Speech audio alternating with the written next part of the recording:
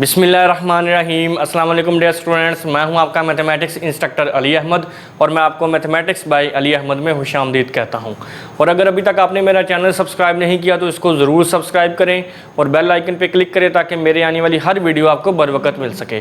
जैसा कि आप जानते हैं कि हम PPSC लेक्चरर मैथमेटिक्स के जो पास पेपर्स हैं ये हम सॉल्व कर रहे थे और इससे पहले हमने PPSC लेक्चरर मैथमेटिक्स का जो 2017 का पेपर है ये कंप्लीट सॉल्व कर लिया था। इन तमाम लेक्चर के लिंक आपको डिस्क्रिप्शन में मिल जाएंगे, वहां से आप देख सकते हैं। और अभी हम PPSC लेक्चरर मैथमेटिक्स का जो 2015 का पेपर है ये सॉल्व कर रहे थे और इससे पहले हम इस पेपर के फर्स्ट 80 MCQ सॉल्व कर चुके हैं। इन तमाम लेक्चर्स के लिंक भी आपको डिस्क्रिप्शन में मिल जाएंगे। आज की इस वीडियो में हम MCQ नंबर 81 से 90 तक सॉल्व करेंगे। तो आइए स्टार्ट करते हैं। MCQ नंबर 81 में हमारे पास स्टेटमेंट कुछ इस तरह से है, solution set of this equation is dash. Statement में हमारे पास एक ट्रिग्नोमेट्रिक इक्वेशन दी गई है। ट्रिग्नोमेट्रिक इक्वेशन ऐसी इक्वेशन होती है जिसमें ट्रिग्नोमेट्रिक फंक्शंस इन्वॉल्व होते हैं। इसका हमने सोल्यूशन फाइंड करना है। ऑप्शंस में हमारे पास 4 सॉल्यूशंस गिवन हैं डिफरेंट। इसको हम सॉल्व करेंगे और देखेंगे कि इसका कौन सा करेक्ट ऑप्शन है। और ये MCQ जो फर्स्ट ईयर का मैथमेटिक्स का कोर्स है उसका जो लास्ट चैप्टर है, चैप्टर 14, उसमें से उठाया गया है। तो इस इक्वेशन को हम यहाँ पे सॉल्व करते हैं। ये मैं इक्वेशन यहाँ पे दोबारा लिख लेता हूँ। ये है जी sin x into cos x equals to square root 3/4। अब लेफ्ट हैंड साइड पे हाफ एंगल फार्मूला बनाने के लिए 2 से मैं मल्टीप्लाई करूँगा तो यही काम इधर भी करना पड़ेगा। इधर भी 2 से मल्टीप्लाई कर दिया और ये देखें फार्मूला बन गया। कौन सा formula? 2 sin x cos x which is equal to sin 2x। ये बनेगा आपका sin 2x इक्वल्स टू, ये कैंसिल आउट हो गया और ये रह गया जी स्क्वायर रूट 3/2। अब साइन की वैल्यू स्क्वायर रूट 3/2 कहाँ पे होती है? ये इधर आके साइन वर्स स्क्वायर रूट 3/2 ये होती है जी π/3 पे 60 पे। साइन 60 जो है वो स्क्वायर रूट 3/2 के इक्वल होता है। यहाँ से 2 इधर आके डिवाइड होगा जब, तो x की वैल्यू हमारे पास क्या आ गई? π/6। ये हमारे पास रेफरेंस एंगल आ गया। अब हम यहाँ पे एक काम करेंगे। देखें हमारे पास साइन की जो वैल्यू है वो है स्क्वायर रूट 3/2 जो यहाँ पे हमारे पास बनी है, ये पॉजिटिव वैल्यू है। अब आपको पता है कि साइन किस किस क्वाड्रेंट में पॉजिटिव होता है? As sine is positive in, एक तो फर्स्ट क्वाड्रेंट में होता है एंड सेकंड क्वाड्रेंट, और सेकंड क्वाड्रेंट में जो साइन है ये पॉजिटिव होता है। तो अब यहाँ पे नेक्स्ट काम करने से पहले एक चीज़ यहाँ पे समझ लें जो आपने फर्स्ट ईयर चैप्टर 10 में ये पढ़ी थी कि अगर तो आपका रेफरेंस एंगल फर्स्ट क्वाड्रेंट में आ रहा है तो फिर एंगल वैसे ही रहता है। अगर थीटा है एंगल तो थीटा एज इट इज़ ही रहेगा। अगर सेकंड क्वाड्रेंट में आ रहा है तो या तो हम उसको करते हैं π/2 प्लस थीटा या π- थीटा। अगर थर्ड क्वाड्रेंट में आ रहा है तो फिर हम करते हैं पाई प्लस थीटा और या 3π/2 माइनस थीटा। और अगर फोर्थ क्वाड्रेंट में आ रहा है तो फिर हम इसको कर सकते हैं 2π माइनस थीटा या 3π/2 प्लस थीटा। अब ये एक्चुअली बने कैसे हैं? लेट्स सपोज अगर मैं सेकंड क्वाड्रेंट की बात करता हूँ। अगर आप सेकंड क्वाड्रेंट में खड़े हैं, देखें ना यहाँ पे एंगल है 90, यहाँ पे है 180। तो अगर तो आप सेकंड क्वाड्रेंट में खड़े हैं तो या तो आप 90 में कुछ ऐड करेंगे तो सेकंड में जाएगा या 180 में से कुछ माइनस करेंगे तो सेकंड में जाएगा। तो इसलिए हम सेकंड क्वाड्रेंट में या तो π/2 प्लस थीटा यूज़ कर सकते हैं या π- थीटा यूज़ कर सकते हैं। सिमिलरली आप इन दोनों को भी देख सकते हैं। अब चूंकि साइन हमारा पॉजिटिव है फर्स्ट क्वाड्रेंट में और सेकेंड क्वाड्रेंट में, तो फर्स्ट क्वाड्रेंट में तो थीटा एज इट इज़ ही रहता है। फॉर फर्स्ट क्वाड्रेंट यहाँ पे हमारा थीटा क्या है? π/6 रेफरेंस एंगल जो है ये वैसे ही रहेगा। एक हमारे पास आंसर ये आ गया। अब सेकंड क्वाड्रेंट के विद रिस्पेक्ट टू हम बात करते हैं for second quadrant. Second quadrant में हम क्या करते हैं? या तो π- थीटा कर दें या π/2 प्लस थीटा कर दें। चले मैं अगर π- थीटा करता हूँ तो π- थीटा हमारा क्या है यहाँ पे? π/6 जो रेफरेंस एंगल आया है। इसका जब आप एलसीएम लेंगे तो ये आएगा 5π/6। अब आपने गौर से यहाँ पे समझना है कि हमने इसका सोल्यूशन सेट किस तरह से लिखना है। सोल्यूशन सेट लिखने का तरीका ये है कि पहले हमारे पास थीटा की ये वैल्यू आई थी π/6, इसमें हम ऐड करेंगे, ये वैल्यू हमें कहाँ से मिली है, इस sin 2x को सॉल्व किया ना हमने, तो साइन का पीरियड क्या होता है 2π, तो इसमें हम ऐड करेंगे 2nπ। अब ये ऐड करने की रीज़न क्या है, देखें पीरियड की डेफिनेशन हमने ये देखी थी कि पीरियड वो स्मॉलेस्ट पॉजिटिव नंबर होता है जिसको हम किसी भी ट्रिग्नोमेट्रिक फंक्शन के ओरिजिनल एंगल में ऐड करें तो उसके रिजल्ट पे कोई फ़र्क नहीं पड़ता। देखिए हमने ये कहा है कि अगर π/6 इस इक्वेशन का रूट है तो फिर क्या होगा कि इसके रूट में आप जितने मर्जी 2π ऐड कर दें, रिजल्ट सेम रहेगा। ये तमाम वैल्यूज़ जिनमें हम 2π ऐड करते जाएंगे, ये तमाम वैल्यूज़ इस इक्वेशन को सेटिस्फाई करेंगी। बात अंडरस्टैंड कर रहे हैं? इस वजह से हम यहाँ पे 2nπ ऐड कर रहे हैं। फिर यूनियन, दूसरी वैल्यू हमारे पास क्या आई है 5π/6, तो ये भी चूंकि sin 2x को सॉल्व करने से ही आई है और साइन का पीरियड क्या होता है 2π, तो इसमें भी हम ऐड कर देंगे 2nπ। और ऐड करने की मैंने लॉजिक आपको बता दी, क्योंकि 2π इसका पीरियड है तो इसमें जितने मर्जी 2π ऐड कर दें रिजल्ट हमेशा सेम रहेगा, क्योंकि ये इसका पीरियड है। तो ये हमारे पास रिक्वायर्ड सोल्यूशन सेट आ गया है। तो यहाँ पे हम देख सकते हैं कि ये इसके कौन से ऑप्शन को मैच कर रहा है, ऑप्शन नंबर सी को। तो MCQ नंबर 81 में हमारे पास एक ट्रिग्नोमेट्रिक इक्वेशन दी गई थी, इसको हमने इवैल्यूएट करना था और इसको इवैल्यूएट करते हुए हमने देखा कि इसका जो सोल्यूशन सेट आया है वो है जी π/6 + 2nπ यूनियन 5π/6 + 2nπ, जो कि इसका सी ऑप्शन करेक्ट है। तो मैं उम्मीद करता हूँ कि MCQ नंबर 81 आपने अच्छे तरीके से अंडरस्टैंड कर लिया होगा। नेक्स्ट अब हम MCQ नंबर 82 को सॉल्व करते हैं। इसकी स्टेटमेंट कुछ इस तरह से है, which of the following is a tautology. हमारे पास 4 ऑप्शंस गिवन हैं, हमने बताना है कि इनमें से कौन सी ऑप्शन टोटोलॉजी है। अब आपको यहाँ पे कुछ टेबल्स बनी हुई नज़र आ रही होंगी, इसको हम बाद में डिस्कस करते हैं। सबसे पहले तो हम ये देखेंगे कि ये टोटोलॉजी क्या होती है, इसको हम पहले डिफाइन करते हैं। यहाँ पे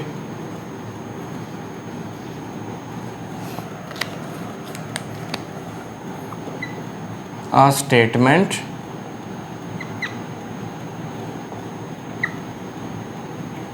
which is true for all possible values of the variable involves in it। तो टोटोलॉजी एक ऐसी स्टेटमेंट है जो उसमें इन्वॉल्व वेरिएबल की तमाम वैल्यूज़ के लिए ट्रू हो। ठीक है जी। अब ये हमारे पास जो 4 ऑप्शंस गिवन हैं, इसमें जो लॉजिक्स और जो सिंबल्स यूज़ हुए हैं वही मैं अब आपके सामने यहाँ पे डिफाइन करूँगा। सबसे पहले मेरे पास यहाँ पे सिंबल है नेगेशन, और यहाँ पे मैं आपको एक बात बताता चलूँ कि ये MCQ नंबर 82 जो फर्स्ट ईयर का मैथमेटिक्स का कोर्स है उसका जो चैप्टर 2 है उसमें से ही उठाया गया है। ये तमाम चीज़ें आप वहाँ पर पढ़ चुके हैं। देखिए सबसे पहले मेरे पास जो सिंबल है वो है नेगेशन।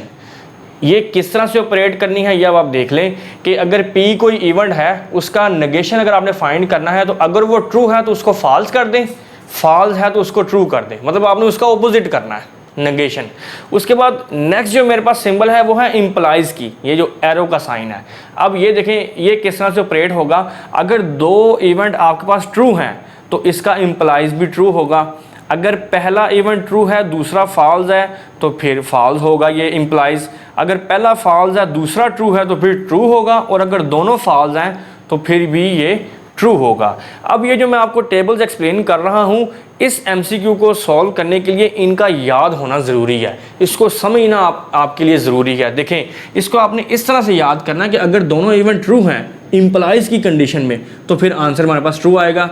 अगर पहला ट्रू है दूसरा फॉल्स है तो फिर फॉल्स होगा, और अगर पहला फॉल्स है दूसरा ट्रू है तो फिर ट्रू होगा, और अगर दोनों फॉल्स है तो फिर ट्रू होगा।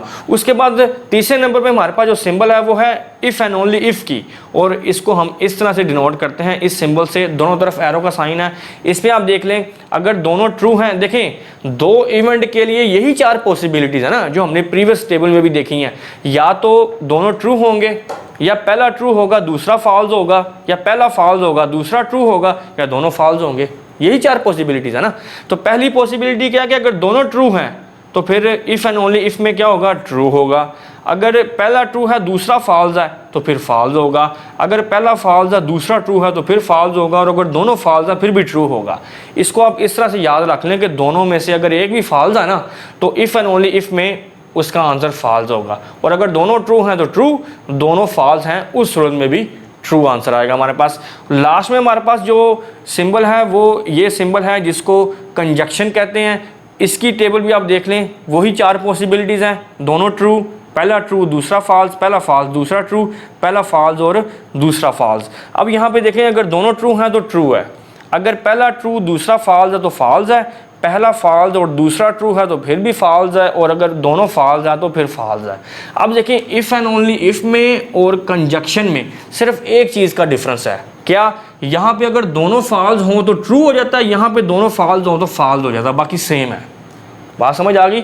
अब हम चलते हैं स्टेटमेंट की तरफ। अब इन चारों ऑप्शंस में से हमने वो वाली स्टेटमेंट ढूंढनी है जो टोटोलॉजी है। टोटोलॉजी कौन सी स्टेटमेंट होती है कि जो उसमें मौजूद जो वेरिएबल्स हैं वो तमाम वैल्यूज़ के लिए ट्रू हों वो।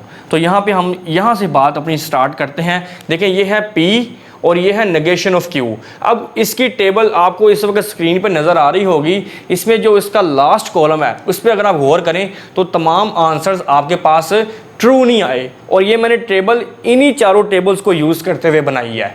अब आप इसकी लास्ट कॉलम पे अगर गौर करें तो तमाम आंसर्स हमारे पास ट्रू नहीं आए। इसका मतलब है कि ए ऑप्शन जो है ये टोटोलॉजी नहीं है, क्योंकि टोटोलॉजी की डेफिनेशन में हमने यही देखा था ना कि हमारे पास रिजल्ट जो आएगा वो सारे क्या होंगे? ट्रू होंगे। वेरिएबल की तमाम वैल्यूज़ के लिए वो आंसर ट्रू आएगा। अब उसके बाद ये जो बी ऑप्शन में मेरे पास है P implies Q, conjunction P implies negation of Q। इसकी टेबल भी अभी आपको स्क्रीन पे नज़र आ रही होगी। इस पर भी आप गौर कर लें कि जो लास्ट कॉलम है वहाँ पे हमारे पास तमाम आंसर्स ट्रू नहीं आए, इसलिए बी ऑप्शन भी टोटोलॉजी नहीं है। अब ये जो सी ऑप्शन है इसकी टेबल मैं यहाँ पे अब ड्रा करता हूँ। इस पर्पज़ के लिए 2 इवेंट मैं ले रहा हूँ P Q, फिर उसके बाद Q का नेगेशन भी चाहिए, P का नेगेशन भी चाहिए। Negation of P, negation of Q, और उसके बाद P इम्प्लाइज Q चाहिए, P इम्प्लाइज Q, और उसके बाद negation of Q implies negation of P, और लास्ट में हमारा जो रिजल्ट है इफ़ एंड ओनली इफ़, इसको हम बाद में देखेंगे। देखिए यहाँ पे वही पॉसिबिलिटीज़ हैं। मैं यहाँ पे पहले तो दोनों को ट्रू लेता हूँ, फिर पहला ट्रू दूसरा फॉल्स, पहला फॉल्स दूसरा ट्रू, फिर दोनों फॉल्स। अब देखिए नेगेशन में क्या करना होता है, उसका उलट करना है। ट्रू है तो फॉल्स, फॉल्स है तो ट्रू। तो जब P के नेगेशंस फाइंड करेंगे तो ट्रू क्या हो जाएगा? फॉल्स, ये भी ट्रू फॉल्स हो जाएगा, ये फॉल्स ट्रू हो जाएगा, ये फॉल्स भी ट्रू हो जाएगा। सिमिलरली आप Q की नेगेशन फाइंड कर लें, इसके कॉरस्पॉन्डिंग फॉल्स, ट्रू, फॉल्स और ये ट्रू। अब ये मेरे पास है P implies Q। P implies Q ये टेबल है, इसको देखते हुए आपने ये फाइंड करना है। दोनों अगर ट्रू हो तो आंसर ट्रू है, अगर पहला ट्रू दूसरा फॉल्स है तो आंसर फॉल्स है, अगर पहला फॉल्स दूसरा ट्रू है तो फिर आंसर ट्रू है। ये हम इस टेबल को यूज़ करते हुए फाइंड कर रहे हैं। फिर अगर पहला फॉल्स और दूसरा फॉल्स मतलब दोनों फॉल्स हैं तो फिर उस सूरत में भी आंसर मेरे पास क्या आएगा? ट्रू। अब हमने नेगेशन ऑफ Q और नेगेशन ऑफ P पे इम्प्लाइज की जो टेबल है ये अप्लाई करनी है। तो यहाँ पे देखें कि अगर दोनों फॉल्स हों तो फिर क्या होता है? ट्रू। बात समझ आ गई? फिर उसके बाद अगर पहला ट्रू हो दूसरा फॉल्स हो, पहला ट्रू दूसरा फॉल्स, फिर फॉल्स है। और फिर उसके बाद अगर पहला फॉल्स हो दूसरा ट्रू हो तो फिर आंसर ट्रू आता है, और अगर दोनों ट्रू हो तो उस सूरत में भी आंसर क्या आता है? ट्रू। बात समझ आ गई? अब देखिए सी ऑप्शन में हमने इस रिलेशन और इस रिलेशन पे अब क्या अप्लाई करना है? If and only if. तो ये रिलेशन हम ऑलरेडी यहाँ पे फाइंड कर चुके हैं और ये भी फाइंड कर चुके हैं। अब इन दोनों पे हमने इफ़ एंड ओनली इफ़ की कंडीशन अप्लाई करनी है। अगर दोनों ट्रू हैं तो आंसर क्या आता है? ट्रू। अगर दोनों फॉल्स हैं फिर भी ट्रू, अगर दोनों ट्रू हैं तो फिर ट्रू आएगा, और अगर ये भी दोनों ट्रू हैं तो फिर भी ट्रू आएगा। तो यहाँ पे आप देख लें कि हमारे पास जितने भी आंसर आए हैं वो सारे ट्रू हैं। इट मीन्स सी ऑप्शन में हमारे पास जो गिवन है दिस इज़ टोटोलॉजी। टोटोलॉजी की डेफिनेशन में हमने यही देखा था ना कि वो स्टेटमेंट टोटोलॉजी होती है जिसमें जो वेरिएबल इन्वॉल्व है वो उसकी तमाम वैल्यूज़ के लिए ट्रू हो। अब डी ऑप्शन में हमारे पास जो गिवन है P conjunction negation of P, इसकी टेबल भी अभी आपको स्क्रीन पे नज़र आ रही होगी। तो यहाँ पे भी आप देख सकते हैं कि जो लास्ट कॉलम है वहाँ पे देखिए तमाम जो रिजल्ट हैं वो ट्रू नहीं है। इसका मतलब है डी ऑप्शन जो है ये भी टोटोलॉजी नहीं है। तो एमसीक्यू नंबर 82 में उसने हमसे ये पूछा था कि कौन सी स्टेटमेंट टोटोलॉजी है। 4 ऑप्शन गिवन थे। तो सबसे पहले हमने देखा कि टोटोलॉजी क्या होती है। टोटोलॉजी एक ऐसी स्टेटमेंट होती है जो उसमें इन्वॉल्व जो वेरिएबल है वो अपनी तमाम वैल्यूज़ के लिए ट्रू हो। तो यहाँ पे हमने नेगेशन की टेबल देख ली, इम्प्लाइज की टेबल देख ली, इफ़ एंड ओनली इफ़ की और कंजक्शन की, मतलब वो वाली टेबल्स हमने डिस्कस की हैं जो हमें इन ऑप्शंस को सॉल्व करने के लिए हमारे के लिए दरकार थी हमें। फिर हमने इन तमाम की ट्रुथ टेबल्स ड्रा की और उसमें हमने देखा ये जो सी ऑप्शन है इसमें हमारे पास लास्ट पे जो रिजल्ट आ रहे थे वो तमाम ट्रू हैं, इसलिए फिर हम इस स्टेटमेंट को टोटोलॉजी कहेंगे। तो मैं उम्मीद करता हूँ कि एमसीक्यू नंबर 82 आपने अच्छे तरीके से अंडरस्टैंड कर लिया होगा। नेक्स्ट अब हम एमसीक्यू नंबर 83 को डिस्कस करते हैं। इसकी स्टेटमेंट कुछ इस तरह से है, f of g equals to 1/z। एक फंक्शन हमें दिया गया है, is not uniformly continuous in the region. हमने बताना है कि ये किस रीजन पे यूनिफॉर्मली कंटिन्यूस नहीं है। ए ऑप्शन मेरे पास है जी मॉडुलस और ये क्लोज इंटरवल है 0 से 1 क्योंकि इक्वलिटी है ना दोनों पे। और बी ऑप्शन में जो जी मॉडुलस है ये 0 पे क्लोज है 1 पे ओपन है। और सी ऑप्शन में 0 पे ओपन है 1 पे क्लोज है। और डी ऑप्शन में जो जी मॉडुलस है ये 0 और 1 दोनों साइड से ओपन है। अब यहाँ पे सबसे पहले तो हमें ये पता होना चाहिए कि ये जो यूनिफॉर्मली कंटिन्यूस है या सिंपल जो कंटिन्यूटी है इन दोनों में फ़र्क क्या है, ये हम पहले समझने की कोशिश करते हैं। सबसे पहले मैं ये बात करता हूँ जी, the uniform continuity is a property of a function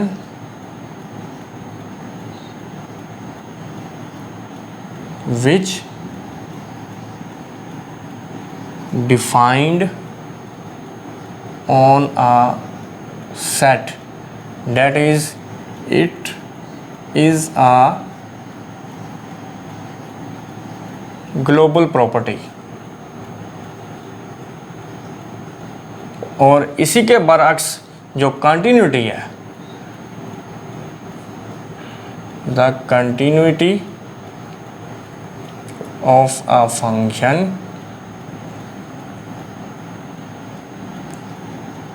can be defined on a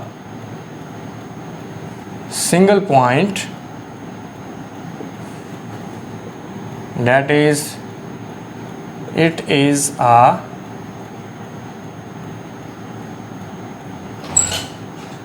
local property। देखिए जब हम बात करते हैं यूनिफॉर्म कंटिन्यूटी की तो ये किसी भी फंक्शन की जो यूनिफॉर्म कंटिन्यूटी होती है ये एक पूरे सेट पे डिफाइंड होती है और इसलिए इसको ग्लोबल प्रॉपर्टी कहते हैं। और अगर हम बात करते हैं कंटिन्यूटी की तो वो किसी फंक्शन पे हम किसी सिंगल पॉइंट पे भी फाइंड कर सकते हैं। मिसाल के तौर पर इसको हम एक एग्जांपल से समझने की कोशिश करते हैं। अगर मैं एक फंक्शन ले लेता हूँ f of x equals to x square, let's suppose, तो ये जो मैंने फंक्शन लिया है दिस इज यूनिफॉर्मली कंटिन्यूअस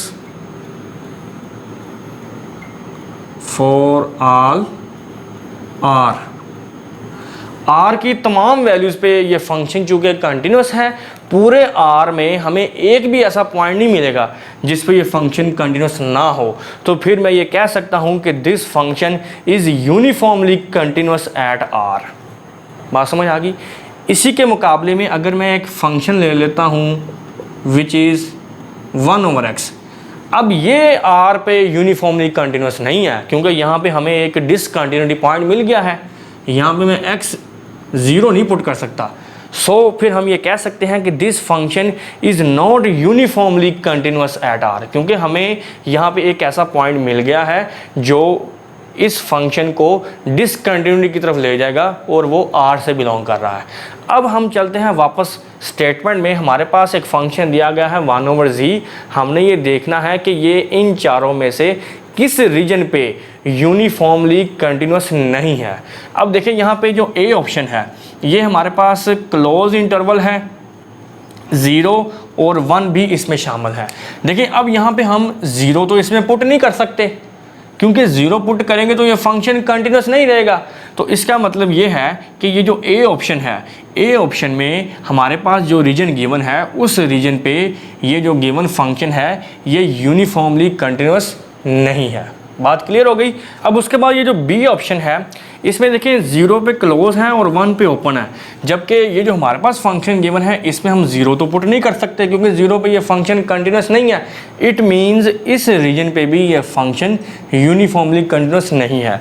अब हम बात कर लेते हैं ऑप्शन सी की। ऑप्शन सी में 0 पे ओपन है, 1 पे क्लोज है, मतलब हम इसमें 0 शामिल नहीं है, इस रीजन में 0 शामिल नहीं है। तो इसका मतलब ये है कि ये जो हमारे पास रीजन गिवन है इसको अगर मैं इंटरवल की शक्ल में लिखूं तो ये होगा 0 से 1 पे क्लोज। तो ये जो इंटरवल है इसकी तमाम वैल्यूज़ पे ये गिवन फंक्शन कंटिन्यूस होगा। तो फिर मैं ये कह सकता हूँ कंटिन्यूस होने का मतलब ये है कि ये इन तमाम वैल्यूज़ पे ये फंक्शन डिफाइंड है, कोई भी वैल्यू इसमें पुट करिए फंक्शन अनडिफाइंड नहीं होगा। तो फिर ये हम कह सकते हैं कि इस रीजन पे this function is uniformly continuous. बात क्लियर हो गई। अब ये जो डी ऑप्शन है इसमें 0 पे भी ओपन है और 1 पे भी ओपन है। इसको अगर मैं इंटरवल की शक्ल में लिखूं तो ये होगा 0,1 ओपन इंटरवल, और 0 और 1 के दरमियान जितनी भी वैल्यूज़ हैं उन तमाम वैल्यूज़ पे ये फंक्शन कंटिन्यूस है। तो इसका मतलब ये है कि डी ऑप्शन में हमारे पास जो रीजन गिवन है इस रीजन पे भी ये फंक्शन यूनिफॉर्मली कंटिन्यूस है, क्योंकि अभी हमने यूनिफॉर्मली कंटिन्यूटी की जो प्रॉपर्टी पढ़ी है उसमें ये देखा है कि यूनिफॉर्म कंटिन्यूटी का मतलब ये है कि कोई भी जो फंक्शन है किसी पूरे सेट पे कंटिन्यूस होना चाहिए। तो ये जो हमारे पास रीजन्स दोनों गिवन हैं इन दोनों रीजन पे हमने देख लिया है कि हमारा जो गिवन फंक्शन है वो यूनिफॉर्मली कंटिन्यूस है। और इन दोनों में हमने देखा कि यहाँ पे हमारे पास एक पॉइंट हमें मिल जाता है विच इज़ 0, जिस पे ये फंक्शन कंटिन्यूस नहीं रहता। तो इस एक पॉइंट की वजह से फिर ये फंक्शन यूनिफॉर्मली कंटिन्यूस नहीं होगा। तो चूंकि स्टेटमेंट में उसने हमसे ये पूछा था कि बताएं किस रीजन पे ये यूनिफॉर्मली कंटिन्यूस नहीं है, तो वो ये दो ऑप्शंस हैं। तो इन दोनों में से आप कोई भी ऑप्शन को टिक कर सकते हैं। तो एमसीक्यू नंबर 83 में उसने हमें एक फंक्शन दिया था और हमने ये बताना था कि ये किस रीजन पे यूनिफॉर्मली कंटिन्यूस नहीं है। तो सबसे पहले तो हमने ये देख लिया कि यूनिफॉर्म कंटिन्यूटी और जो सिंपल कंटिन्यूटी है उसमें फ़र्क क्या है। यूनिफॉर्म कंटिन्यूटी जो प्रॉपर्टी है ये किसी भी फंक्शन पे किसी पूरे सेट के विद रिस्पेक्ट टू होल्ड करती है। मतलब अगर कोई फंक्शन आपका सेट की तमाम वैल्यूज़ पे कंटिन्यूस है तो फिर हम ये कह सकते हैं कि this function is uniformly continuous on that set. और अगर हम बात करते हैं कंटिन्यूटी की तो वो हम किसी एक सिंगल पॉइंट पे भी चेक कर सकते हैं। तो यहाँ पे मैंने आपको एग्जांपल दी थी, फंक्शन लिया था x² और ये मैंने कहा था कि this is uniformly continuous for all values of r। तमाम रियल नंबर्स पे ये फंक्शन कंटिन्यूस है क्योंकि हर वैल्यू पुट करने से फंक्शन हमें रियल आंसर ही देगा। और उसके बाद ये जो मैंने फंक्शन लिया था 1/x, this is not uniformly continuous on r, क्योंकि हमें यहाँ पे एक पॉइंट मिल जाता है जिस पे ये फंक्शन कंटिन्यूस नहीं है। तो इसी चीज़ को देखते हुए हमने इन चारों ऑप्शंस को चेक किया कि ये जो दो ऑप्शंस हैं इनमें हमारे पास जो रीजन गिवन है इन रीजन पे ये फंक्शन यूनिफॉर्मली कंटिन्यूस है और इन दोनों में यूनिफॉर्मली कंटिन्यूस नहीं है। तो मैं उम्मीद करता हूँ कि एमसीक्यू नंबर 83 भी आपने अच्छे तरीके से अंडरस्टैंड कर लिया होगा। नेक्स्ट अब हम एमसीक्यू नंबर 84 को डिस्कस करते हैं। इसकी स्टेटमेंट कुछ इस तरह से है, फाई एक मैपिंग है जो z से z5 पे डिफाइंड है और phi of a equals to a modulo 5। मतलब आपने एलिमेंट्स उठाने हैं z में से और किस पे मैप होंगे वो z5 के एलिमेंट्स पे, मतलब मॉडुलो 5 के विद रिस्पेक्ट टू। और हमने बताना है कर्नल ऑफ 5 किसके इक्वल होगा। चार ऑप्शन हमारे पास गिवन है। ऑप्शन ए में सेट है जिसमें एक ही एलिमेंट है 0, ऑप्शन बी है 0 +-5 +-10 +-15 अप टू सो ऑन, और सी है z5 और डी ऑप्शन में हमारे पास है z।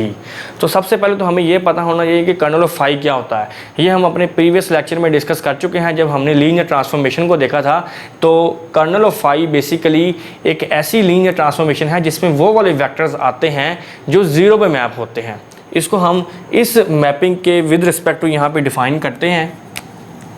यहाँ पे जो कर्नल ऑफ 5 है ये x आपका बिलोंग करेगा z में से, सेट ऑफ इंटीजर से, such that phi of x equals to 0, 0 पे मैप होना ना इसने। तो यहाँ पे देखें, अगर मैं लेट्स सपोज 0 पे अप्लाई करता हूँ तो ये 0 मॉडुलो होगा, और 0 मॉडुलो जो है ये बिलोंग कर रहा है कर्नल ऑफ फाई से, इसमें है ना 0 मॉडुलो। अब उसके बाद यहाँ पे अगर मैं लेता हूँ 1 तो ये आएगा 1 के इक्वल, तो 1 तो कर्नल ऑफ फाई में नहीं है, क्योंकि कर्नल ऑफ फाई में तो सिर्फ वो वाले एलिमेंट्स हैं जो 0 पे मैप हो रहे हैं। इसका मतलब है 2 भी नहीं होगा, 3 भी नहीं होगा, 4 भी नहीं होगा, 5 पे चेक करते हैं। Phi of 5 is equal to 5, और मॉडल ऑफ 5 में 5 किसके इक्वल है? 0 के। इट मीन्स 5 भी बिलोंग कर रहा है कर्नल ऑफ 5 से। ठीक हो गया। सिमिलरली 6, 7, 8, 9 ये हमारे पास ऐसे एलिमेंट्स आएंगे जो कर्नल से बिलोंग नहीं करेंगे, क्योंकि वो 0 के इक्वल नहीं है। 0 के इक्वल सिर्फ तब होगा जब 5 होगा या 5 का मल्टीपल होगा। लेट्स सपोज यहाँ पे देखें, अगर मैं 5 अप्लाई करता हूँ 10 पे, तो ये 10 मॉडल ऑफ 5 में किसके इक्वल है? 0 के। ये आप जानते हैं 10 है ना, इसको डिवाइड करें, 5 2s are 10, रिमाइंडर 0, हमने रिमाइंडर लिखना होता है ना। तो इसका मतलब ये है कि जो 10 है ये भी कर्नल ऑफ 5 से बिलोंग कर रहा है। कर्नल ऑफ 5 में बेसिकली हमने वो वाले एलिमेंट्स लिखने हैं जो आएंगे तो z में से, लेकिन 5 अप्लाई करने के बाद वो किस में जाने चाहिए? z5 में। तो वो सिर्फ आप देख रहे हैं कौन से एलिमेंट्स हैं?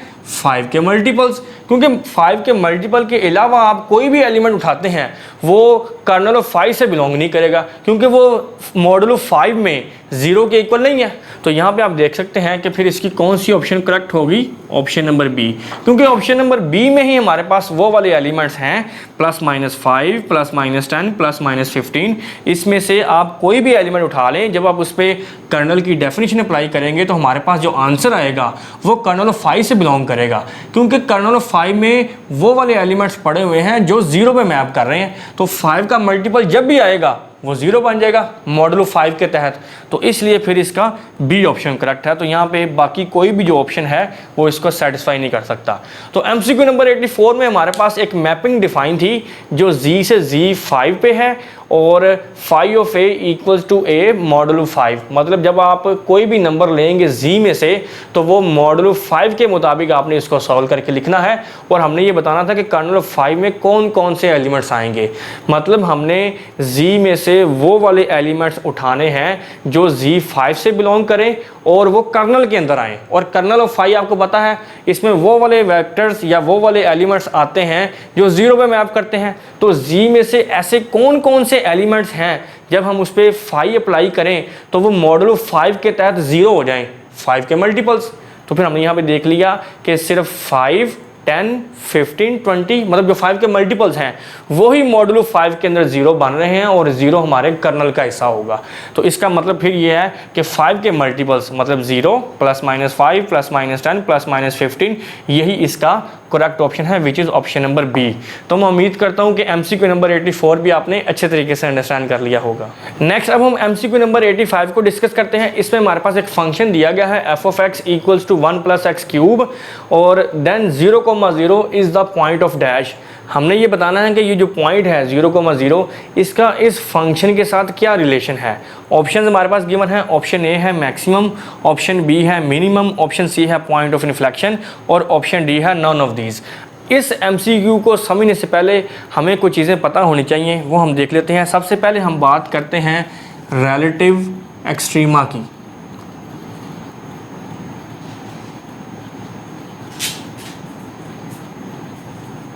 अब ये जो रिलेटिव एक्सट्रीमा है ये टॉपिक आप जो सेकंड ईयर का मैथमेटिक्स का कोर्स है उसका जो चैप्टर 2 है उसकी लास्ट एक्सरसाइज 2.9 में भी पढ़ चुके हैं, और इसके अलावा जो बीएससी की कैलकुलस की बुक है उसका जो चैप्टर 7 है उसकी एक्सरसाइज 7.1 उसमें भी आप ये चीज़ें पढ़ चुके हैं। यहाँ पे मैं वो चीज़ें रिवाइज़ करूँगा। लेट्स सपोज अगर ये f(x) एक फंक्शन है आपके पास जिसका आपने रिलेटिव एक्सट्रीमा फाइंड करना है, तो इसके कुछ स्टेप्स थे। पहले स्टेप में हम क्या करते हैं, इसका फर्स्ट डेरिवेटिव फाइंड करते हैं। सेकंड स्टेप में हम इसका सेकंड डेरिवेटिव फाइंड करते हैं। फिर क्रिटिकल पॉइंट्स या स्टेशनरी पॉइंट्स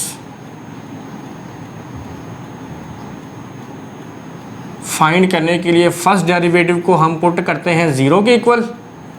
यहाँ से हम x की वैल्यूज़ निकालते हैं। लेट्स सपोज मेरे पास x की वैल्यू आ गई है a। फिर हम क्या करेंगे, इसको पुट करेंगे सेकंड डेरिवेटिव में। सेकंड डेरिवेटिव में पुट करने से अगर इसका आंसर आ जाए लेस देन 0 तो फिर ये होता है रिलेटिव मैक्सिमा। और अगर सेकंड डेरिवेटिव में पुट करने से आंसर आ जाए ग्रेटर देन 0 तो फिर ये होता है रिलेटिव मिनिमा। लेकिन अगर सेकंड डेरिवेटिव में ये पॉइंट पुट करने से आंसर 0 के इक्वल आ जाए तो फिर ये टेस्ट फेल हो जाता है और इस टेस्ट को हम सेकंड डेरिवेटिव टेस्ट कहते हैं। अगर सेकंड डेरिवेटिव में वैल्यू पुट करने से आंसर 0 के इक्वल आ जाए तो फिर सेकंड डेरिवेटिव टेस्ट फेल हो जाता है। फिर हम फर्स्ट डेरिवेटिव टेस्ट लगाते हैं। फर्स्ट डेरिवेटिव टेस्ट क्या है ये भी देख लेते हैं। फर्स्ट डेरिवेटिव टेस्ट, इसमें अब आपने क्या करना है कि वैल्यू को फर्स्ट डेरिवेटिव में पुट करना है। पहले हमने सेकंड डेरिवेटिव में पुट किया ना, अब इसमें फर्स्ट डेरिवेटिव में पुट करना है। और अगर फर्स्ट डेरिवेटिव में वैल्यू पुट करने से, अब वैल्यू पुट क्या करनी है, यहाँ पे जो कि हम बात कर रहे हैं x इक्वल टू ए पे, पहले आपने कहना है x लेस देन ए, फिर x ग्रेटर देन ए। अगर लेस देन ए पे इसका आंसर मतलब फर्स्ट डेरिवेटिव का आंसर ग्रेटर देन 0 आए और ग्रेटर देन ए पे फर्स्ट डेरिवेटिव का आंसर लेस देन 0 आए तो फिर भी ये रिलेटिव मैक्सिमा होगा। और दूसरी पॉसिबिलिटी ये है कि अगर x लेस देन ए पे इसका आंसर लेस देन 0 आ जाए और x ग्रेटर देन ए पे इसका आंसर ग्रेटर देन 0 आ जाए, मतलब पहले लेस बाद में ग्रेटर, तो फिर ये रिलेटिव मिनिमा होता है। और इस सूरत में फिर हम कहेंगे कि जो पॉइंट ऑफ इन्फ्लेक्शन है ये एग्जिस्ट कर रहा है। पॉइंट ऑफ इन्फ्लेक्शन का एक्चुअली मतलब ये होता है कि फंक्शन आपका कंकेव अप और कंकेव डाउन हो, मतलब उसका साइन चेंज हो, पहले ग्रेटर देन 0 बाद में लेस देन 0, या पहले लेस देन 0 बाद में ग्रेटर देन 0। तो इस सूरत में पॉइंट ऑफ इन्फ्लेक्शन एग्जिस्ट करता है। हाँ, लेकिन यहाँ पे एक पॉसिबिलिटी और भी है कि हो सकता है दोनों केसेस में या तो ग्रेटर देन 0 आ जाए या लेस देन 0 आ जाए। मतलब अगर आप इस फर्स्ट डेरिवेटिव में लेस देन ए वैल्यू पुट करते हैं तो इसका आंसर आता है ग्रेटर देन 0, और x ग्रेटर देन ए में भी इसका आंसर अगर ग्रेटर देन 0 आ जाए, या दूसरी पॉसिबिलिटी कि अगर लेस देन ए पे इसका आंसर लेस देन 0 आया है और ग्रेटर देन ए में भी आंसर लेस देन 0 आ जाए, तो उस सूरत में फिर हम ये कहेंगे कि there is no point of inflection. उस सूरत में फिर क्या कहेंगे हम, देयर इज़ सैडल पॉइंट। अगर यहाँ पे डायरेक्शन चेंज नहीं होती, या सिर्फ कंकेव अप ही रहता है या सिर्फ कंकेव डाउन, ग्रेटर देन का मतलब है कंकेव अप और लेस देन का मतलब है कंकेव डाउन, अगर दोनों तरफ कंकेव अप हो या कंकेव डाउन हो तो उस सूरत में फिर सैडल पॉइंट एग्जिस्ट करता है। अब हम वापस आ जाते हैं स्टेटमेंट में। हमारे पास जो फंक्शन गिवन है इसके साथ दो बात करते हैं। फंक्शन हमारे पास क्या है, f of x equals to 1 plus x cube. तो सबसे पहले हम इसका फर्स्ट डेरिवेटिव फाइंड करेंगे, वो क्या होगा 3x के। फिर हम इसका सेकंड डेरिवेटिव फाइंड करेंगे, वो क्या होगा 6x। फिर हम क्या करेंगे, क्रिटिकल पॉइंट्स या स्टेशनरी पॉइंट्स फाइंड करने के लिए फर्स्ट डेरिवेटिव को पुट कर देंगे 0 के इक्वल, वो क्या आया है 3x स्क्वायर इक्वल्स टू 0। यहाँ से x की वैल्यू क्या आ गई 0। तो यहाँ से बिल्कुल क्लियर है कि जब हम इसको सेकंड डेरिवेटिव में पुट करेंगे तो वो 0 आएगा। इसका मतलब ये है कि हम इस फंक्शन पे सेकंड डेरिवेटिव टेस्ट नहीं लगा सकते, क्योंकि वो तो फेल हो रहा है ना। अगर सेकंड डेरिवेटिव में वैल्यू पुट करने से आंसर 0 आए तो वो टेस्ट फेल है। तो यहाँ पे आप देख लें हमारी जो वैल्यू आई है इसको मैं सेकंड डेरिवेटिव में पुट करूँगा तो वो तो 0 हो जाएगा। इसका मतलब ये है कि इस फंक्शन पे हमें फर्स्ट डेरिवेटिव टेस्ट लगाना पड़ेगा। तो इस पर्पज़ के लिए फिर मैं इसका फर्स्ट डेरिवेटिव उठा लेता हूँ, वो क्या है f dash of x equals to f dash of x equals to. अब यहाँ पे दो पॉसिबिलिटीज हमने लेनी होती है, लेस देन वो पॉइंट और ग्रेटर देन। यहाँ पे हमारा पॉइंट क्या है 0, तो फिर मैं यहाँ पे कहता हूँ x greater than 0 and x less than 0। First derivative हमारा क्या आया है 3x स्क्वायर 3x²। अब जब मैं इसमें 0 से ग्रेटर वैल्यू पुट करूंगा, मतलब कोई पॉजिटिव नंबर, तो ज़ाहिर है इसका आंसर ग्रेटर देन 0 ही आना है। बात सिंपल है। अब जब इसमें मैं कोई नेगेटिव वैल्यू पुट करूंगा, लेस देन 0 का मतलब नेगेटिव ही है ना, लेकिन ऊपर चूंकि स्क्वायर है तो नेगेटिव वैल्यू भी पॉजिटिव हो जाएगी, तो इसका आंसर भी ग्रेटर देन 0 होगा। तो देखें इसमें इन्फ्लेक्शन नहीं आई, दोनों तरफ कंकेव अप ही आया है। हाँ, ऐसे भी हो सकता है कि दोनों तरफ कंकेव डाउन हो जाए, जैसे मैंने अभी आपको पहले बताया। तो इन दोनों सूरतों में फिर हम ये क्या कहेंगे, there is no inflection, so it has saddle point. ऐसी सिचुएशन में फिर जो पॉइंट बनेगा वो क्या होगा, सैडल पॉइंट होगा। और सैडल पॉइंट कैसे फाइंड करेंगे, हमारे पास ये जो x की वैल्यू आई है ना, इसको वापस फंक्शन में पुट कर दें। f(0) = 1 + 0, आंसर आ गया 1। तो f(x) आप जानते हैं एक्चुअली क्या होता है, y। तो हमारे पास पॉइंट बनेगा 0,1। ये हमारे पास एक सैडल पॉइंट आ गया। और सैडल पॉइंट मैंने आपको बता दिया है, ऐसा पॉइंट होता है जिस पे फंक्शन या तो सिर्फ कंकेव अप बिहेव करता है या सिर्फ कंकेव डाउन। तो फिर हमारे पास जो ऑप्शंस गिवन थी उसमें है maximum, minimum, point of inflection और नन ऑफ दीज। तो हमने यहाँ पे चेक कर लिया है कि जब हमने इसका फर्स्ट डेरिवेटिव निकाला, फिर सेकंड डेरिवेटिव, फर्स्ट डेरिवेटिव को 0 के इक्वल पुट किया, हमारे पास जो वैल्यू आई थी उससे हमने इस फंक्शन के बिहेवियर के बारे में देखा कि ये सैडल पॉइंट एग्जिस्ट कर रहा है, जो कि ऑप्शन में तो गिवन ही नहीं है। इस पॉइंट पे ना फंक्शन मैक्सिमम है, ना मिनिमम है, ना पॉइंट ऑफ इन्फ्लेक्शन है। ये क्या था एक्चुअली, सैडल पॉइंट, जो कि ऑप्शन में नहीं गिवन। तो फिर इसका कौन सा ऑप्शन करेक्ट होगा, option number D, which is none of these.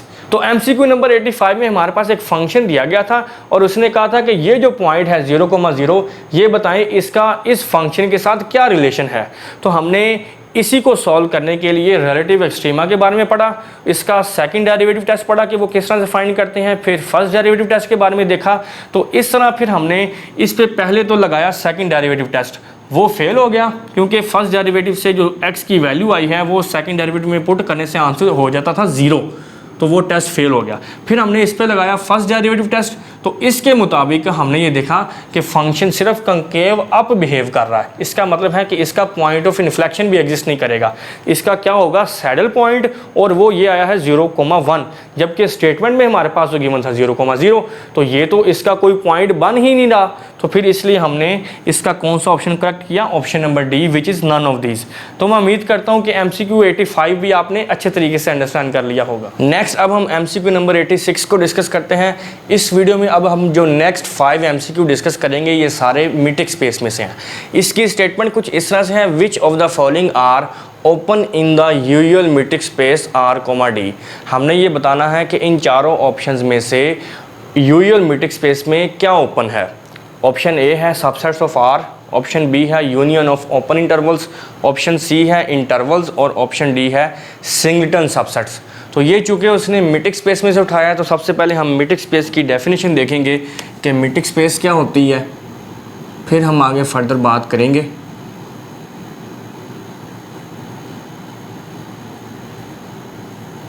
Metric space को हम इस तरह से डिफाइन करते हैं कि अगर X हमारे पास एक नॉन एम्प्टी सेट है और एक मैपिंग D जो कि X क्रॉस X से मैप हो रही है R पे, इसको हम मीट्रिक स्पेस कहेंगे कब, जब ये 4 एक्सियम्स को सेटिस्फाई करेगी। कौन से axioms, D of X, Y is greater than equal to 0। दूसरा एक्सियम है D of X, Y equals to 0 if and only if X is equal to Y। And third axiom है इसका D of X, Y equals to D of Y, X। और fourth axiom है इसका D of X, Z less than equal to D of X, Y plus D of Y, Z for all X, Y, Z belongs to X। तो metric space को हम इस तरह से define करते हैं कि अगर x कोई नॉन एम्प्टी सेट है और एक फंक्शन d जो कि मैप हो रहा है x क्रॉस x, मतलब r का जो बाइनरी रिलेशन है उससे r पे डिफाइन हो रहा है, और उस फंक्शन को, उस मैपिंग को हम मीट्रिक स्पेस कहेंगे अगर वो इन 4 एक्सिम्स को सेटिस्फाई करे। ये बात ठीक हो गई। अब उसके बाद हम देखते हैं ओपन बॉल क्या होता है,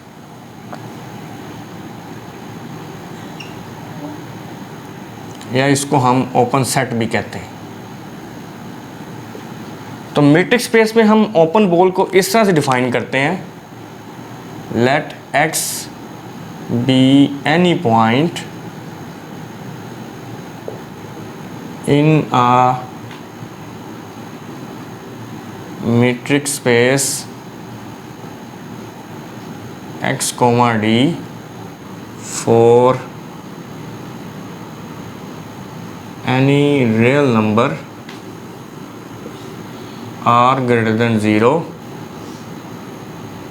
the set क्या है, b of x naught comma r equals to x belongs to capital X such that d of x comma x naught is less than r। तो ओपन बॉल को हम metric space में इस तरह से define करते हैं, let x be any point in a metric space, x, d एक मीट्रिक स्पेस है और x उसका कोई पॉइंट है, for any real number r greater than 0 कोई रियल नंबर है, द सेट क्या है, b of x not comma r and small x belongs to capital X और d of x comma x not is less than r। अब इसको हम figure की मदद से समझने की कोशिश करते हैं। ये अगर आपके पास एक मीट्रिक स्पेस है x, d और लेट्स सपोज ये हमने उसका कोई पॉइंट ले लिया है, इसको मैं x नॉट कह देता हूँ। अब इस x नॉट के कोरस्पॉन्डिंग हम यहाँ पे कुछ पॉइंट्स लेंगे, ये मैंने कुछ पॉइंट्स ले लिए हैं और लेट्स सपोज यहाँ पे हमारा कोई फिक्स पॉइंट है विच इज़ x और ये हमारी बाउंड्री है। अब इस बाउंड्री के अंदर जितने भी पॉइंट्स होंगे उन तमाम का इस x नोट से जो डिस्टेंस है वो इस x तक का जो डिस्टेंस है उससे लेस होगा।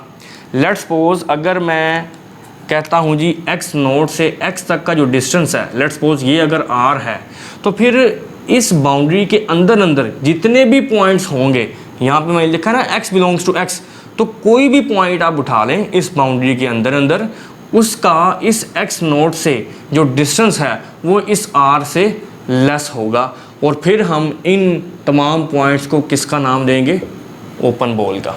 ये बात क्लियर हो गई।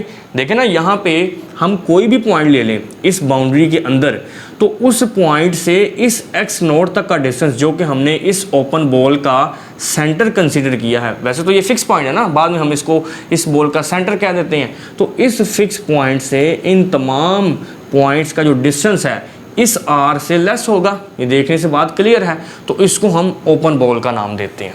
बात क्लियर हो गई। और इसके बाद अगर हमारे पास ऐसी कंडीशन आ जाए x belongs to capital X, d of x comma x not less than equal to r, अगर ये हमारे पास कोई ऐसा पॉइंट आ गया है जिसका डिस्टेंस इस r के इक्वल है, मतलब वो पॉइंट लेट्स सपोज इसकी बाउंड्री के ऊपर आ गया है, ये पॉइंट है कोई, लेट्स सपोज अगर ये x1 है तो फिर x1 और x नोट का डिस्टेंस r के इक्वल हो जाएगा, तो इस सूरत में फिर हमारा जो बॉल बनेगा वो क्लोज्ड बॉल होगा। ये दोनों बातें क्लियर हो गई, दोनों में फ़र्क पता चल गया है। मैं रिपीट कर देता हूँ, ओपन बॉल की सूरत में क्या होता है, हम मीट्रिक स्पेस के अंदर कोई एक पॉइंट लेते हैं, x नोट मैंने कोई पॉइंट ले लिया और इसके गिर्द मैंने जितने भी पॉइंट्स लिए हैं उन पॉइंट से इस पॉइंट तक का जो डिस्टेंस है वो इस फिक्स डिस्टेंस जो कि हमने r ग्रेटर देन 0 लिया है उससे हमेशा लेस होगा। ये हमारी बाउंड्री है, ये मैंने जो x पॉइंट यहाँ पे लिया है, इस x का इस x नोट तक का जो डिस्टेंस है वो मैंने r कह दिया। अब इस बाउंड्री के अंदर जितने भी पॉइंट्स होंगे उन तमाम का x नोट से डिस्टेंस इस r से लेस होगा, और क्लोज बॉल में क्या होता है, डिस्टेंस इस r के इक्वल हो जाता है।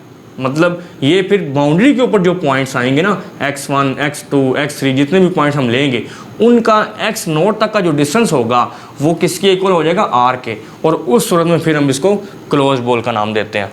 अब इसके बाद स्टेटमेंट में उसने यहाँ पे वर्ड यूज़ किया है यूजुअल मीट्रिक स्पेस का।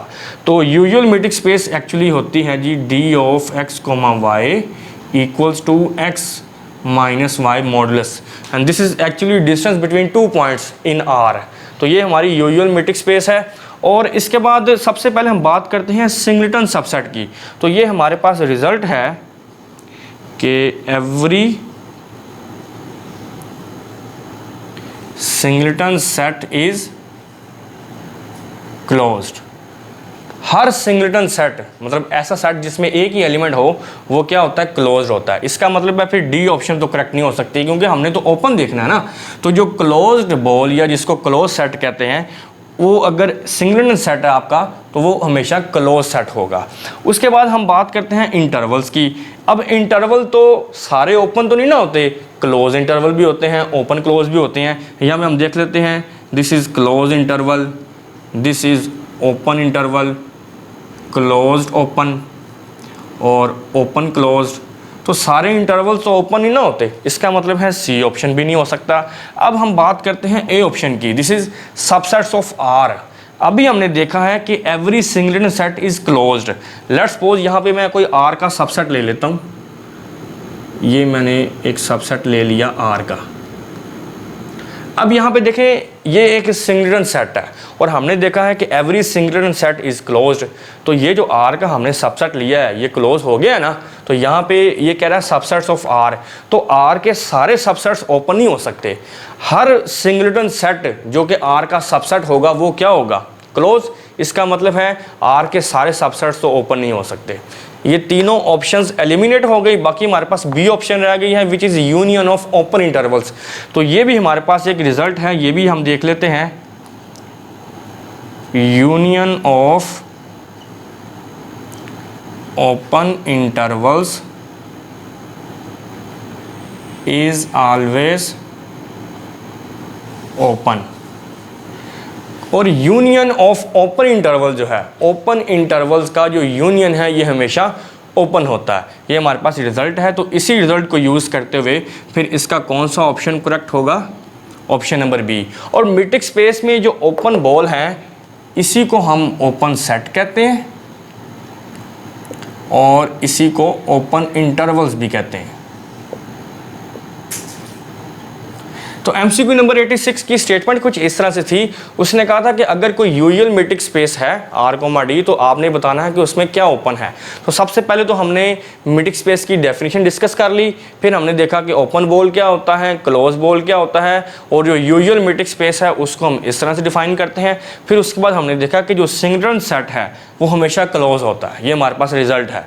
तो इसी को देखते हुए हमने फिर इसको भी कह दिया कि जो सबसेट्स ऑफ R हैं वो सारे ओपन नहीं होंगे, क्योंकि जितने भी R के सबसेट्स होंगे जो सिंगलेटन सेट होंगे वो सारे फिर क्लोज हो जाएंगे। तो इसका मतलब है फिर R के सारे सबसेट्स को हम ओपन नहीं कह सकते। फिर उसके बाद तीसरे नंबर पे था इंटरवल्स। तो इंटरवल्स भी हमारे पास डिफरेंट टाइप्स के हैं, this is close interval, this is open interval, this is close open and this is open close. तो फिर तमाम इंटरवल्स को भी हम ओपन नहीं कह सकते। तो फिर हमारे पास उसके बाद एक रिजल्ट था कि union of open intervals is always open, which is option number B, कि ओपन इंटरवल्स का अगर आप यूनियन लेते हैं तो वो भी ओपन ही होता है। तो इसलिए फिर इसका बी ऑप्शन करेक्ट था। तो मैं उम्मीद करता हूं कि एमसीक्यू नंबर 86 भी आपने अच्छे तरीके से अंडरस्टैंड कर लिया होगा। नेक्स्ट अब हम एमसीक्यू नंबर 87 को डिस्कस करते हैं। इसमें हमारे पास स्टेटमेंट कुछ इस तरह से है, लेट ए एक हमारे पास सेट दिया गया है which is union of two intervals open close and open close. 0 पे ओपन है, 1 पे क्लोज है, और यहाँ पे 1 पे ओपन है, 3 पे क्लोज है। And R with usual metric space, R एक यूजुअल मीट्रिक स्पेस है जो कि हम प्रीवियस एमसीक्यू में भी डिस्कस कर चुके हैं। Then A, this is actually A interior, interior of A। हमने इंटीरियर ऑफ A फाइंड करना है। 4 ऑप्शन हमारे पास गिवन है। तो सबसे पहले तो हमें ये पता होना चाहिए कि इंटीरियर ऑफ A क्या होता है। इसको हम डिफाइन करते हैं यहाँ पे,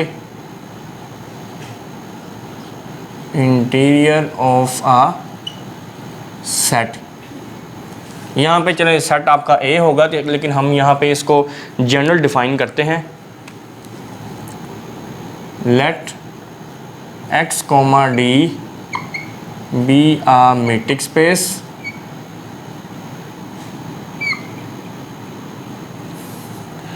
and A be a subset of x, then x belongs to A is called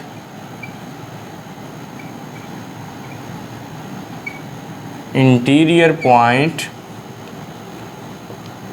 of A if there exists an open ball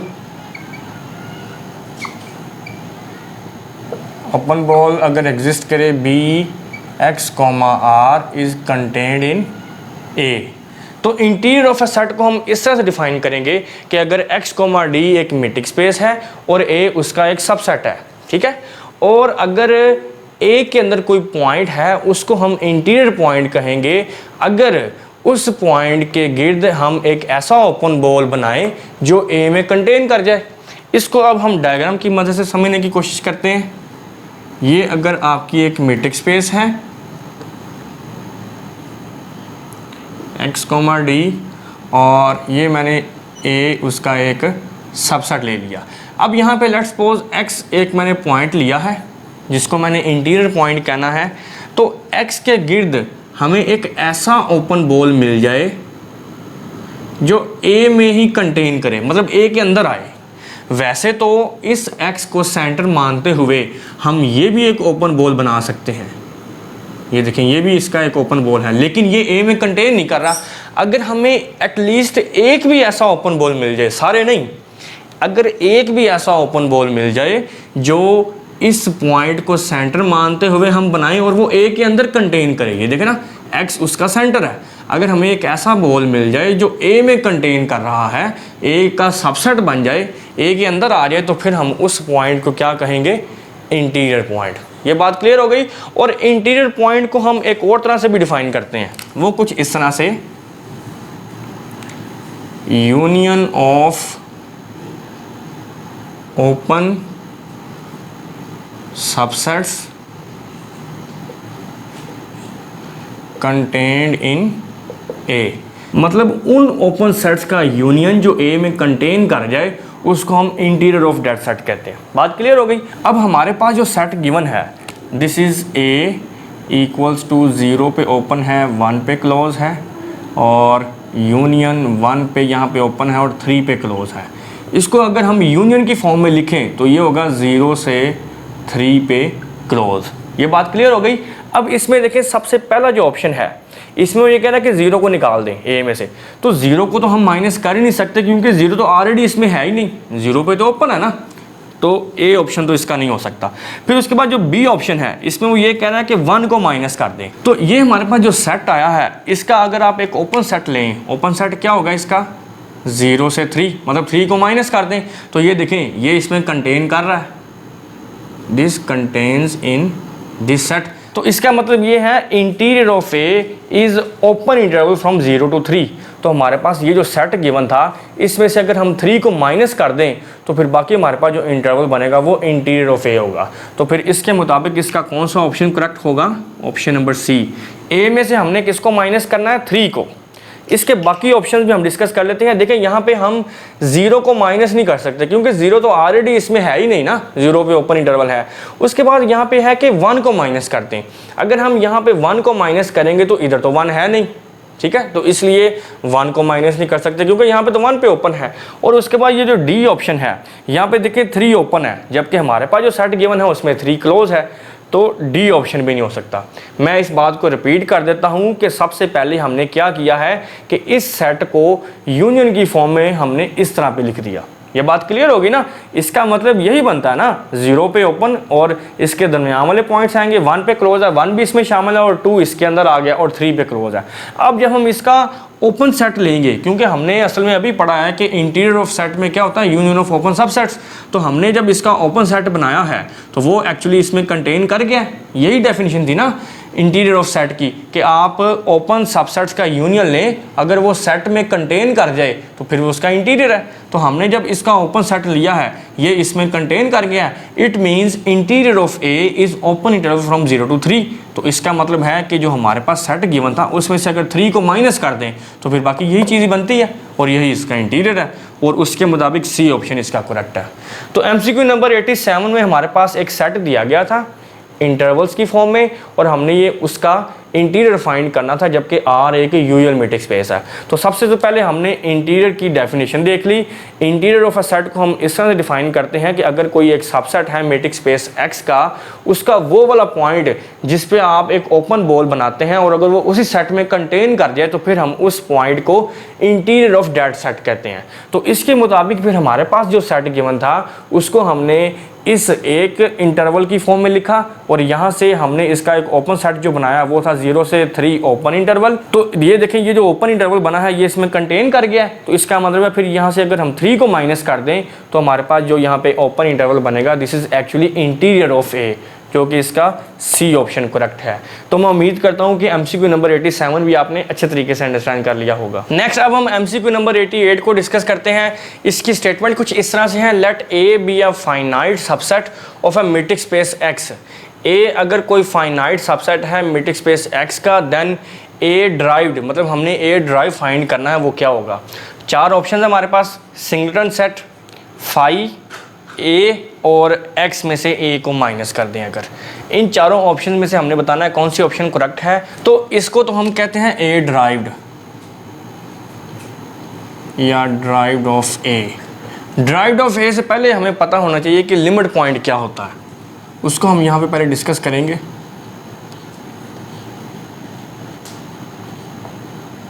limit point को हम इस तरह से डिफाइन करेंगे, let A be a subset of metric space X, D।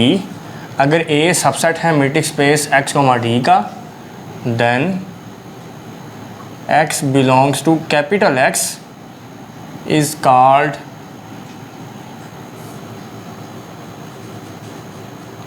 limit point of A if for every open ball B of X, R, that is B of X, R intersection A में से अगर हम वो point minus कर दें जिस point पे open ball बना है, तो इनका इंटरसेक्शन फाई नहीं आना चाहिए। लिमिट पॉइंट को हम इस तरह से डिफाइन करते हैं कि अगर A एक सबसेट है मैट्रिक स्पेस X, D का, और हमने पॉइंट कहाँ से उठाना है अब X में से। प्रीवियस MCQ में हमने इंटीरियर पॉइंट की जो डेफिनेशन देखी थी उसमें हम पॉइंट उठाते थे सबसेट में से, लेकिन यहाँ पे हमने जो हमारी बड़ी स्पेस है मैट्रिक स्पेस उसमें से पॉइंट उठाना है, उसको हम लिमिट पॉइंट कहेंगे। कब? जब हम उस पे ओपन बॉल बनाएं उस पॉइंट को सेंटर मानते हुए, और उस ओपन बॉल का ए जो कि सबसेट है उसमें से अगर उस पॉइंट को माइनस कर दें और इन दोनों का इंटरसेक्शन फाई नहीं होना चाहिए। इसको भी हम फिगर की मदद से समझने की कोशिश करते हैं। ये अगर आपकी मैट्रिक स्पेस है X, D, और ये मैंने एक इसका सबसेट ले लिया है जिसको A का नाम देते हैं हम। अब चूंकि यहाँ पे X बिलोंग कर रहा है कैपिटल X में से, तो ज़रूरी नहीं है कि जो हमने पॉइंट लेना है वो A से ही बिलोंग करे, क्योंकि कंडीशन ये है कि कैपिटल X ये जो बड़ा सेट है इससे बिलोंग करे। तो वो पॉइंट यहाँ पे भी हो सकता है, इसकी बाउंड्री पे भी हो सकता है, यहाँ पे भी हो सकता है। तो हम तीनों पॉसिबिलिटीज़ को डिस्कस करेंगे। देखिए यहाँ पे हमारे पास कंडीशन ये है कि कोई भी पॉइंट आप लेते हैं जो कि कैपिटल X से बिलोंग कर रहा है, उस पर आपने क्या बनानी है, ओपन बॉल। लेट्स सपोज मैंने यहाँ पे एक ओपन बॉल बनाई, इसको सेंटर मानते हुए मैंने ये ओपन बॉल बना ली। अब ये जो ओपन बॉल है इसका हमने इंटरसेक्शन किससे लेना है, ए सेट, और इसमें से इस पॉइंट जो कि इसका सेंटर है उसको माइनस कर दें। तो अगर इस पॉइंट को हम माइनस भी कर दें तो इसके अलावा ये जो बेशुमार पॉइंट्स हैं ये ए में और इस ओपन बॉल में कॉमन है ना, तो इंटरसेक्शन इनका फाई तो नहीं आएगा। तो फिर हम ये कह सकते हैं x is limit point of this set. इसको चले लेट्स सपोज अगर मैं x1 कहता हूँ, इसको x2, इसको x3, तो बारी बारी हम तीनों के बारे में बात करेंगे। x1 अब इसका लिमिट पॉइंट है,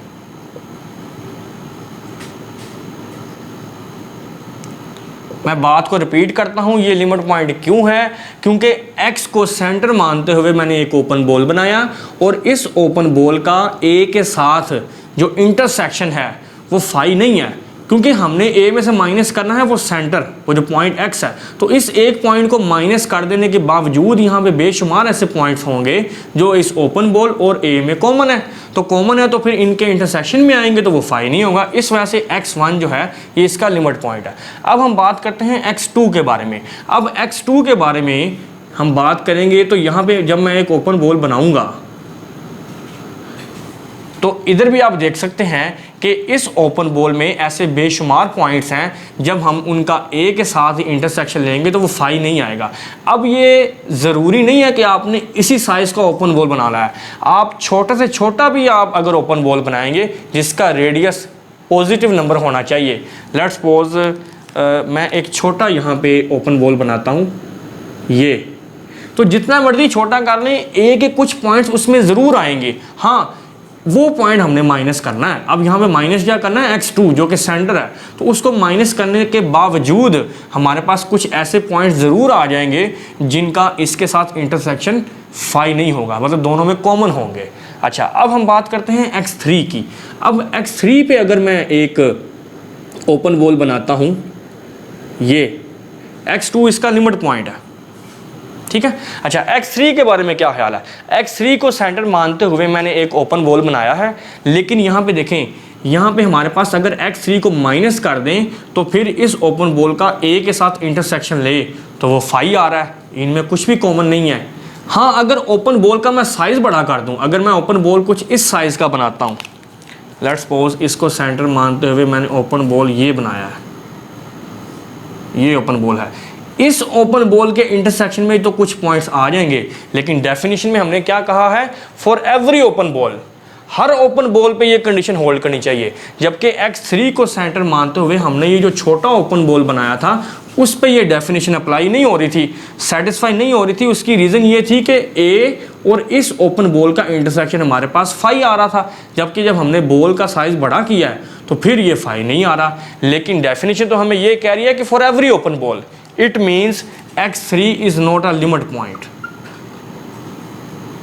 not a limit point। ठीक हो गया। तो मैं उम्मीद करता हूं कि ये जो लिमिट पॉइंट का कॉन्सेप्ट है ये आपने अंडरस्टैंड कर लिया होगा। उसके बाद ये जो ड्राइव्ड ऑफ ए है, this is actually collection of all limit points, collection of all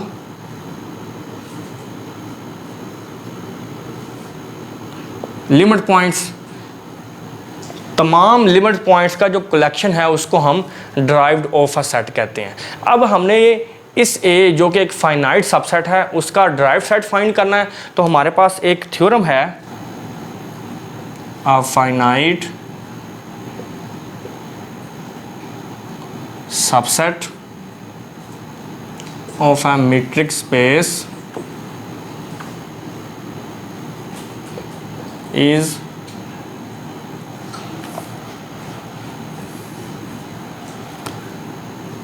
theorem की स्टेटमेंट हमें ये कह रही है कि अगर आपके पास एक फाइनाइट सबसेट है मीट्रिक स्पेस का तो उसका कोई लिमिट पॉइंट एग्जिस्ट नहीं करेगा। तो अगर लिमिट पॉइंट एग्जिस्ट नहीं करेगा, जबकि हमने फाइंड करना है ड्राइव्ड ऑफ ए, वो क्या है, collection of all limit points. तो जब लिमिट पॉइंट ही कोई नहीं है तो फिर ड्राइव्ड ऑफ ए क्या होगा, एम्प्टी सेट, जो कि इसका बी ऑप्शन है, क्योंकि ड्राइव्ड ऑफ ए में तो लिमिट पॉइंट्स आने हैं ना।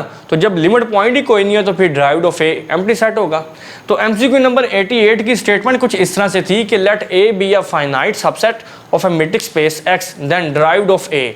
अगर एक हमारे पास फाइनाइट सबसेट है मैट्रिक स्पेस एक्स का तो हमने उसका ड्राइव फाइंड करना है। तो इसको समझने से पहले हमने देखा कि लिमिट पॉइंट क्या होता है, क्योंकि जो ड्राइव्ड ऑफ ए है this is actually collection of limit points. Limit point को हमने यहाँ पे डिस्कस कर लिया और फिर उसके बाद हमने एक रिजल्ट देखा कि अगर आपके पास कोई फाइनाइट सबसेट है मैट्रिक स्पेस का तो उसका कोई भी लिमिट पॉइंट एग्जिस्ट नहीं करता। तो जब लिमिट पॉइंट एग्जिस्ट नहीं करेगा तो फिर ड्राइव्ड ऑफ ए क्या होगा, एम्प्टी सेट। ठीक है, तो बाकी ऑप्शंस इसकी करेक्ट नहीं हो सकती। तो मैं उम्मीद करता हूं कि एमसीक्यू नंबर 88 भी आपने अच्छे तरीके से अंडरस्टैंड कर लिया होगा। नेक्स्ट अब हम एमसीक्यू नंबर 89 को डिस्कस करते हैं। इसकी स्टेटमेंट कुछ इस तरह से है, let A be a finite subset of a metric space X comma D then A is dash. Simple सा ये एमसीक्यू है। ऑप्शंस भी देख लेते हैं, ये है open set, open as well as closed, close set और नेदर ओपन नॉर क्लोज्ड। देखिए हमारे पास सबसेट दिया हुआ है फाइनाइट। एक बात आप याद रखें कि जब भी कोई फाइनाइट सेट होगा ना वो क्लोज होगा। फाइनाइट सेट का मतलब यह है कि जिसकी बाउंड्री हमें पता हो। तो जब हमें बाउंड्री का पता चल जाए, एंड पॉइंट्स का पता हो, फिक्स हो, तो फिर वो क्लोज होता है। तो फिर इसकी कौन सी ऑप्शन करेक्ट होगी, ऑप्शन नंबर सी। और ये हमारे पास एक रिजल्ट भी है। रिजल्ट ये है कि a finite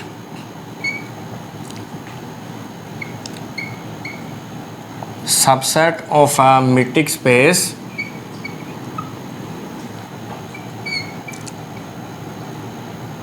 is always closed।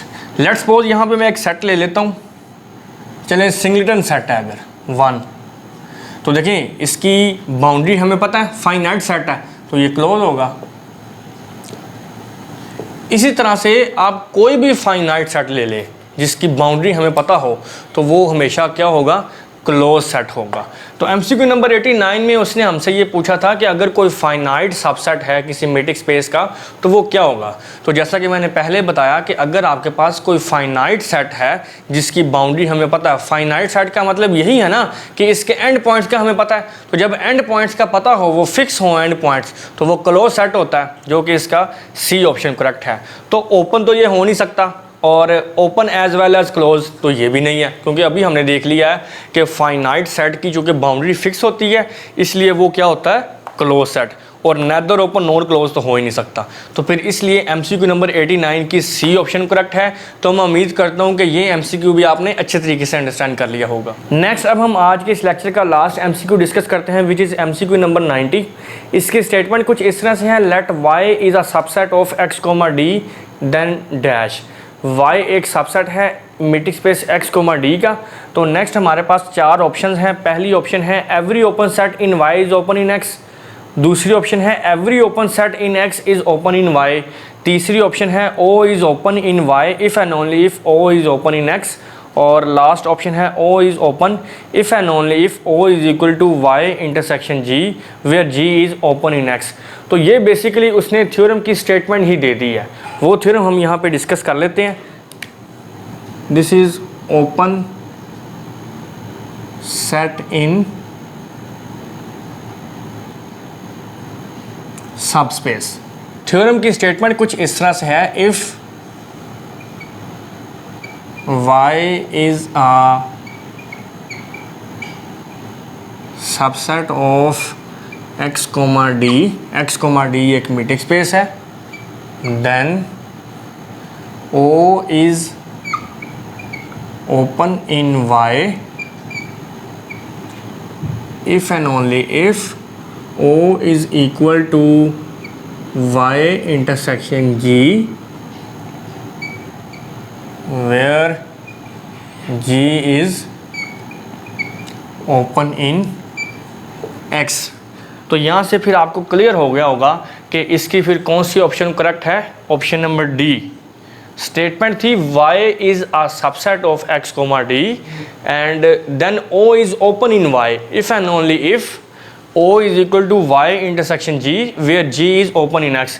और वैसे भी यहाँ पे देखें ये जो A ऑप्शन है, every open set in y is open in x, ज़रूरी नहीं है कि अगर एक हमारे पास सब स्पेस है y और एक स्पेस है x, अगर कोई सेट x में ओपन है तो वो y में भी ओपन हो, ऐसा ज़रूरी नहीं है।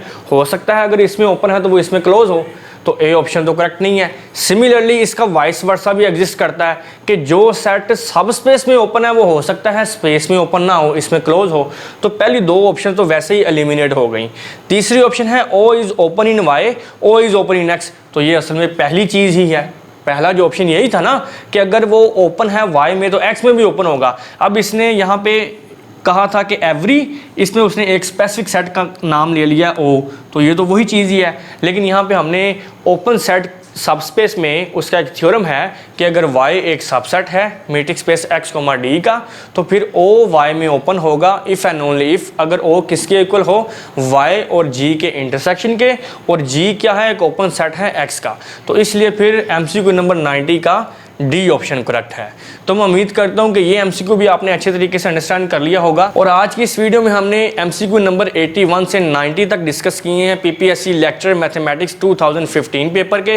मैं उम्मीद करता हूं कि तमाम MCQs आपने अच्छे तरीके से अंडरस्टैंड कर लिए होंगे।